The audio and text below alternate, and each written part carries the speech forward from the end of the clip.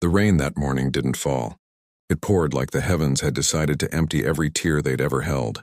Inside a quiet roadside diner, the kind with cracked vinyl booths and the smell of fresh coffee, only one customer sat alone. Rowan Hayes, 36, single dad, hands still sore from 12-hour shifts at the factory. In front of him was the first proper breakfast he'd bought in almost a month. Scrambled eggs, golden hash browns, and a thick bacon and cheese sandwich wrapped in waxed paper. $8.17. Every spare penny he had until next Friday.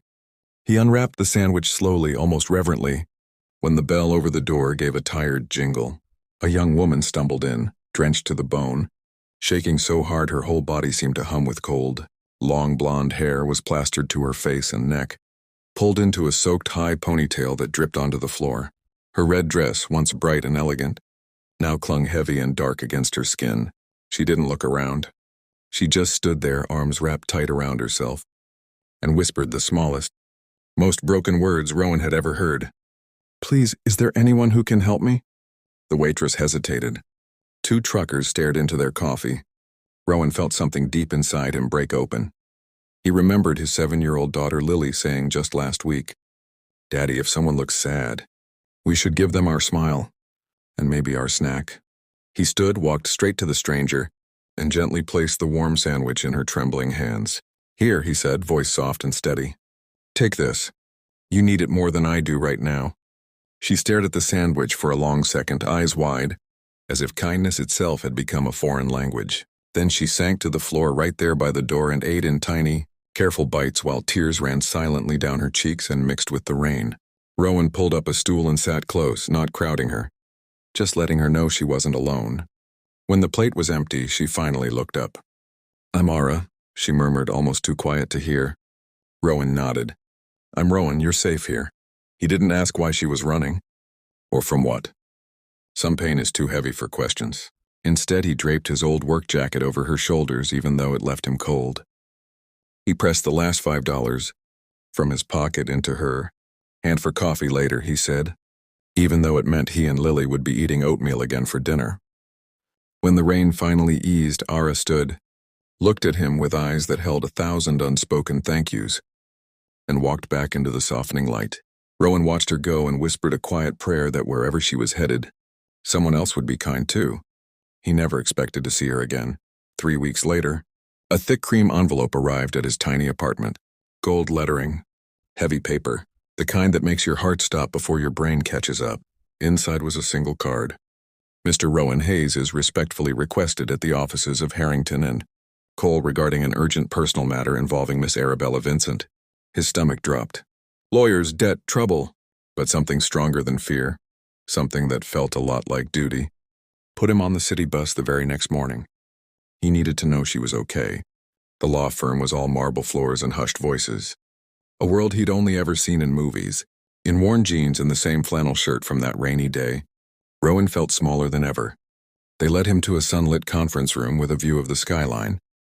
2 attorneys waited with gentle smiles and a thick leather folder. "Mr. Hayes," the older one began, "Miss Arabella Vincent is safe and beginning to heal, thanks almost entirely to you." Relief rushed through Rowan so fast he had to grip the table to stay upright. "But why am I here?" he asked, voice cracking. They slid a photograph across the polished wood. It showed Ara, dry, radiant, confident, standing in front of a world-famous gallery in Manhattan, blonde hair perfect, red dress stunning, nothing like the broken woman on the diner floor.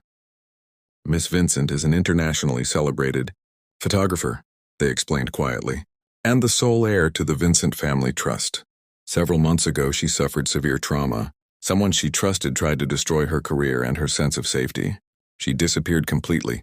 No security, no money, no contact. She wanted to vanish until she could remember who she was without fear. For weeks, she had nothing, until the morning a stranger treated her like a human being again." Rowan's eyes burned. The younger attorney continued, voice soft with wonder. "She told us word for word. He gave me his only meal when I felt like a ghost. He looked at me and saw a person worth saving.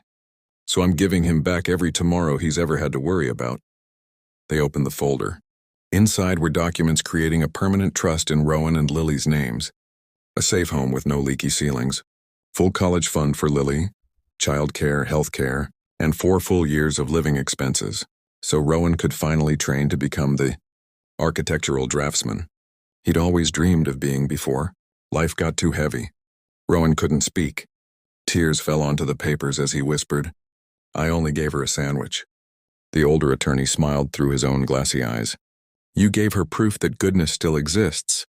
Sometimes that's worth more than millions." Rowan walked out of that building into sunlight that felt brand new. The folder in his arms felt like wings. In the quiet, beautiful months that followed, everything changed in the gentlest way. Rowan and Lily moved into a little house with a porch and a swing. Lily started piano lessons and laughed in ways that filled every room. Rowan began his drafting courses with straight A's and a heart so full it hurt in the best way. Every few weeks he'd drive back to that same diner, order 2 coffees and sit by the window, just in case. He never saw Ara again. But every single morning when he woke up without fear pressing on his chest, he felt her gratitude like warm sun on his face. Because one rainy morning, all he did was hand over $8.17 worth of breakfast. And a stranger decided to hand him back an entire future wrapped in grace. If this story touched even a corner of your heart, please hit that like button, leave a comment sharing the last time you gave away something you really needed, and share this video with someone who needs reminding that kindness is never, ever wasted. Because sometimes the smallest act of compassion doesn't just save one hopeless soul, it quietly, beautifully saves 2. Thank you for watching, dear friend. I'll see you in the next story. And maybe we'll leave an extra sandwich on the table just in case.